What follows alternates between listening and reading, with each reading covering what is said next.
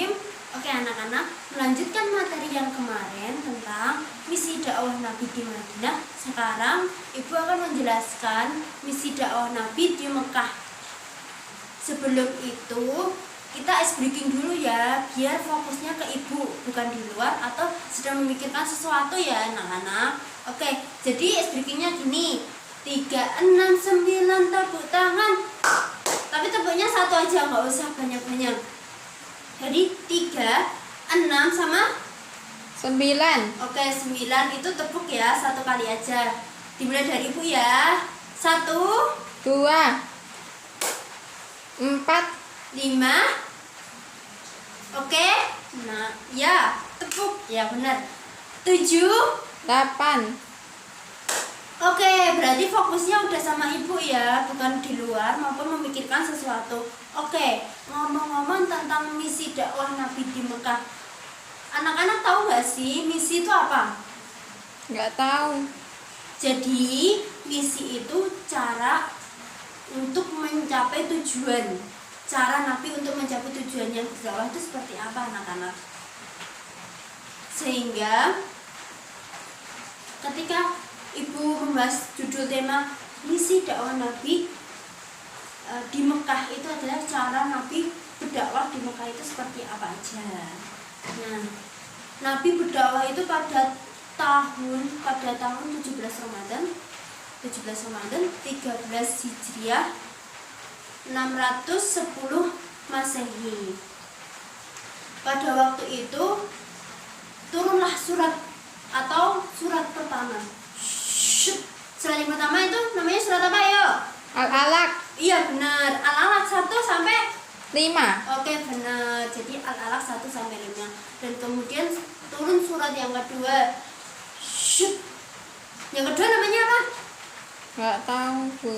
Oke, yang kedua itu adalah Al-Mudaththir 1 sampai 7. Pada waktu itu Nabi pertama kali mendapatkan wahyu itu di Gua Hiro di Jabal Nur. Dan orang yang pertama kali masuk Islam itu siapa? Ayo dari golongan wanita. Istrinya Nabi. Ayo siapa? Istri Nabi yang pertama itu siapa? Ayo. Siti Khadijah. Iya tadi yang mau jawab ya, maaf ya. Ibu duluin. Yang kedua nih dari golongan anak-anak siapa? Ali bin Abi Thalib. Oke benar, dari golongan budak. Zaid bin Harisah. Nggak ada yang tahu ya, apa dari golongan budak itu Zaid bin Harisah. Yang keempat itu dari golongan anak laki, bukan anak ya, kalau udah dewasa itu laki-laki dewasa namanya. Laki-laki dewasa siapa? Abu Bakar As-Siddiq. Oke benar, berarti kalian udah pintar-pintar semua ya, bagus semua, pintar, terus ya. Terus selain ada yang mendukung, ada yang masuk Islam, itu ada yang tidak mendukung Nabi. Dari pamannya Nabi sendiri anak-anak. Ayo siapa? Ada 2 loh yang mendukung, tetapi beliau tidak mau masuk Islam. Yang pertama yaitu Abu Thalib dan Abu Lahab. Abu Thalib itu tetap menyembah berhala, sementara Abu Lahab ini sama tetap menyembah, tetapi tidak setuju dengan dakwah Nabi dan terus menghalangi Nabi ketika berdakwah. Yang kemudian yaitu prioritas Nabi berdakwah di Mekah itu apa aja anak-anak? Yaitu pertama ada 3 nih, menegakkan tauhid. Yang kedua yaitu tentang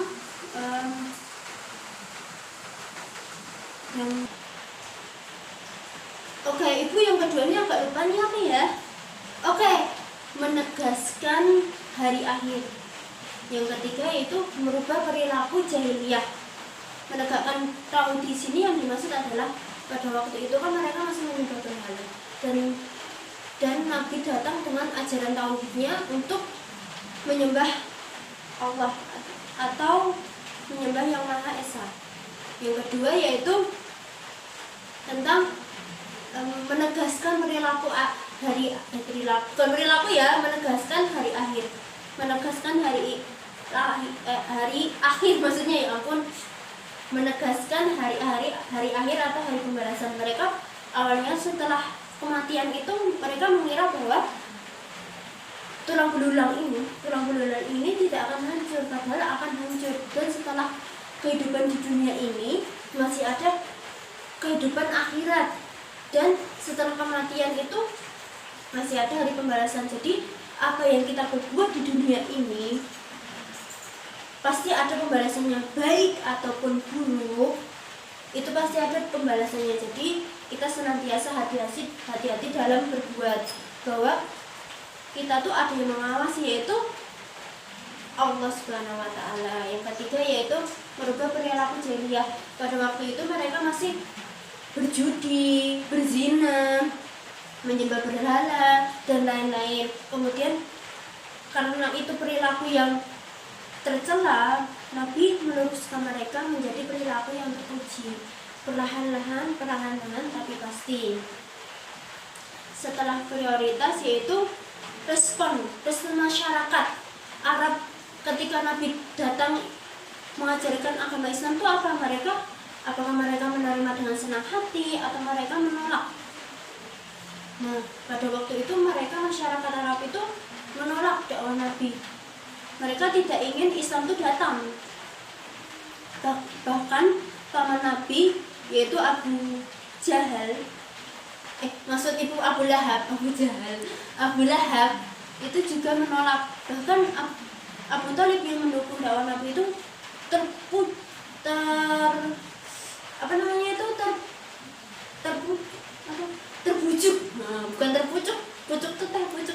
terbujuk sehingga Abu Thalib berkata kepada Nabi, hentikan saja dakwahmu. Tetapi Nabi berkata seperti ini. Bahkan ketika matahari di tangan kananku dan bulan di tangan kiriku, Nabi tidak akan menghentikan dakwahnya. Bahkan sampai ajal dan maut pun datang menjemput beliau, maksud saya Nabi Muhammad SAW, Nabi tidak akan menghentikan dakwahnya. Selain itu, ada juga yang disiksa agar Nabi menghentikan dakwahnya. Sahabat-sahabat Nabi juga disiksa, kemudian tapi Nabi tetap teguh untuk mengajarkan ajaran Islam. Kemudian setelah itu, kenapa sih masyarakat Arab itu tidak ingin menerima agama Islam? Jadi faktor-faktor apa saja sih yang membuat masyarakat Arab itu tidak menerima ajaran Islam? Itu ada 3. Pertama yaitu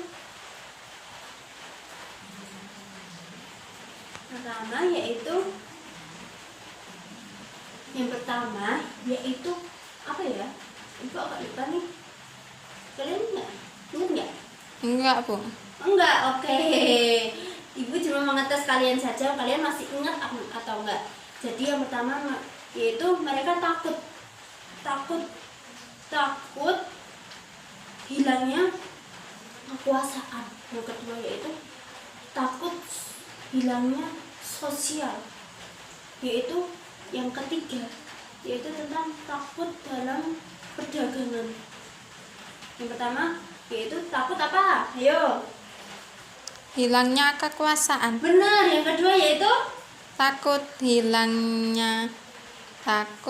Takut apa, Bu? itu aja sosialnya. Yang ketiga yaitu Nggak tahu, Bu. hilangnya perdagangan. Oke, nggak apa-apa. Nanti kita ingat sama-sama ya, biar ibu dan kalian ketika ibu lupa kalian bisa mengingatkan, ketika kalian lupa ibu sebaliknya bisa mengingatkan kembali, seperti itu. Hilangnya kekuasaan. Ngomong-ngomong hilangnya kekuasaan, kalau kekuasaan itu apa ya? Menyangkut tentang apa ya? Jadi Bani Quraisy itu adalah bani yang paling tertinggi derajatnya. Mereka merasa derajatnya itu paling tertinggi. Ketika adanya Islam itu, makanya ada kesetaraan hak dan membuat mereka harus ketika tunduk kepada Nabi, maka mereka akan menyembah Bani Hashim. Kemudian mereka takut seperti itu, anak-anak takut kekuasaan itu seperti itu. Padahal kita tuh ketika ada Islam kita tuh sama-sama setara, nggak ada yang yang derajatnya paling tinggi itu Allah yang menilai. Bener anak-anak? Bener Pak? Iya, bener. Yang kedua yaitu takut tentang sosial. Di sini kan pada waktu itu ada majikan, ada budak. Budak itu adalah orang yang diperjualbelikan. Ketika waktu itu, ketika Islam datang adalah membawa kesetaraan hak. Sehingga tidak ada perbudakan ataupun perbudakan seperti itu. Perbudakan itu adalah dijual belikan, diperdagangkan, sehingga tidak ada perdagangan antar manusia. Kemudian yang ketiga itu hilangnya pemasukan perdagangan. Pemasukan perdagangan yaitu pada waktu itu di Mekah itu kan tempat menyembah berhala. Jadi banyak kayak wisatawan-wisatawan. Jadi banyak orang-orang yang menyembah berhala di situ. Kemudian ada yang membuat berhala. Kemudian disitulah pemasukan masyarakat Mekah dengan membuat patung-patung berhala seperti Lata, Uzza dan sebagainya. Kemudian ketika menyembah Allah, otomatis kan pemasukan mereka nggak ada nih. Jadi mereka takut kehilangan pemasukan dari perdagangan berhala tersebut. Yang kemudian setelah faktor-faktor ini yaitu tentang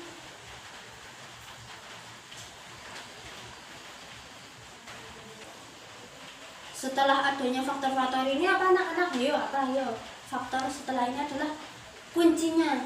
Kalau ada faktornya mereka takut untuk menyembah Allah dan mengikuti Nabi Muhammad, pasti ada kunci suksesnya nih. Kuncinya ketika ada badai atau ada turun hujan pasti ada pelangi.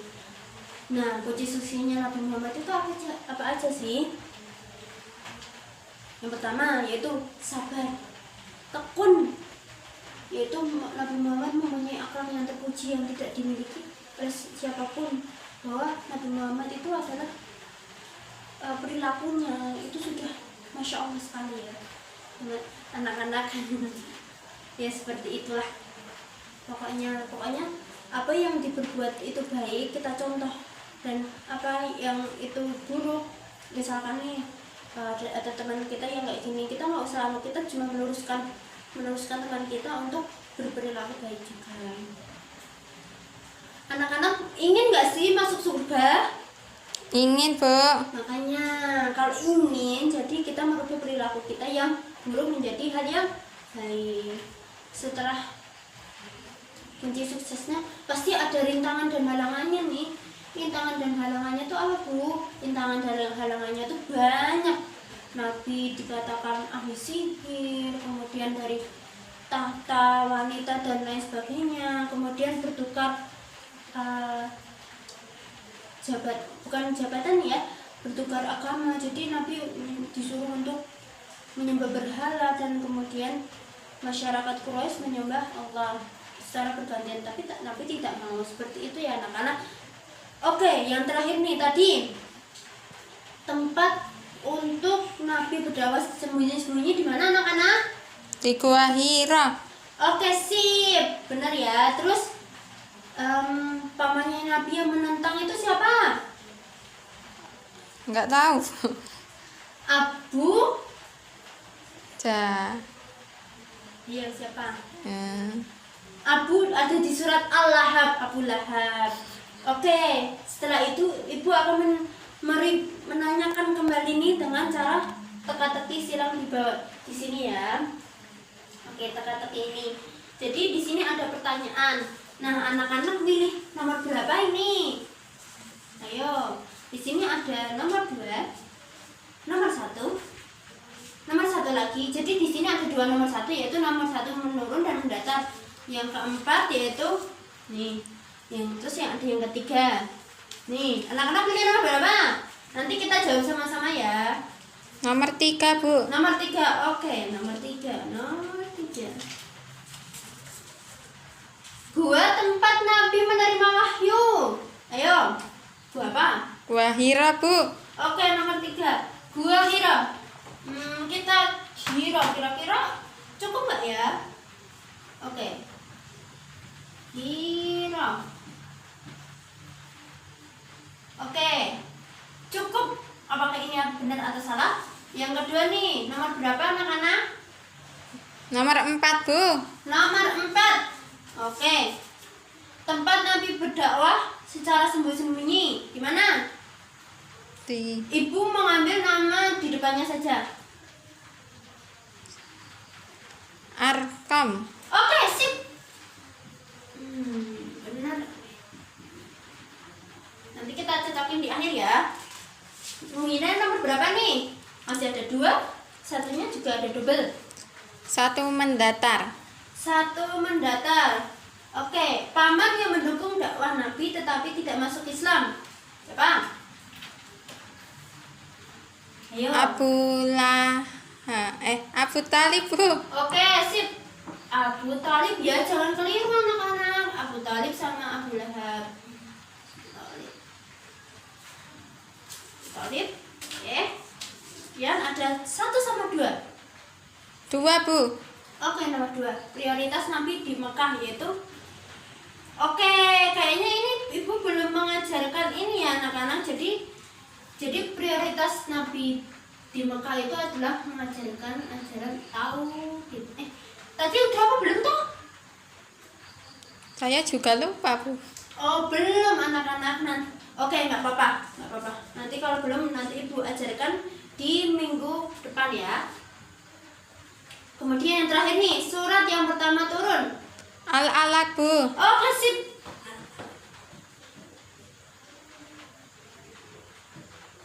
Ini kira-kira benar nggak sih anak-anak? Oke, berarti kayaknya ini kok kotaknya benar semua ini, Bu. Iya, yang Abu Thalib ini tadi benar. Terus Al-Alaq ini benar. Tauhid nih ibu jawab ya, soalnya ibu belum menjelaskan tadi. Ibu lupa, maaf ya anak-anak. Terus 2 hiro. Terus kemudian ada pertanyaan anak-anak? Ayo, ada pertanyaan nggak? Surat yang kedua, yang diwahyukan kedua itu apa, Bu? Oke, yang diwahyukan kedua itu adalah surat Al-Mudaththir. Jadi anak-anak masih lupa ya? Iya, Bu. Nggak apa-apa. Jadi Al-Mudaththir itu adalah surat yang kedua. Yang pertama surat Al-Alaq. yang kedua surat Al-Mudaththir. Al-Mudaththir 1 sampai 7. Oke, sip. Berarti itu ya. Jadi udah paham semua? Sudah, Bu. Oke, baik anak-anak.